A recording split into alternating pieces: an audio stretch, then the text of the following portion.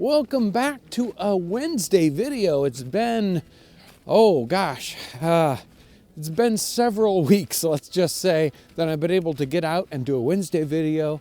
It's been cold and we've been really busy working on a lot of different projects.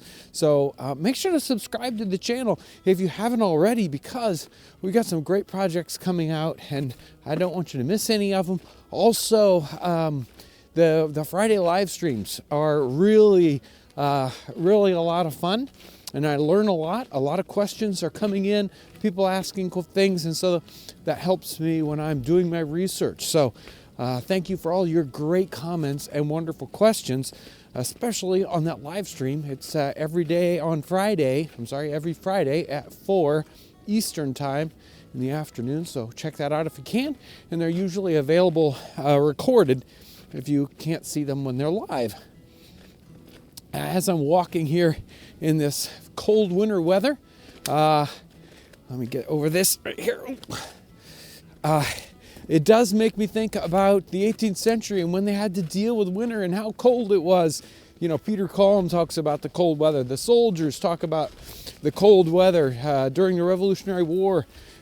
They were living in very unheated situations, and it makes me think of how very fortunate we are that we have central heating, we have we have water when it's frozen outside in our houses. Pretty amazing. Some of us even have cars where we can press a button and it starts and heats up, and so when we're ready to drive away, our car is warm. We don't even have to wait 30 seconds to have a warm vehicle. Boy, do we have it easy compared to folks in the 18th century.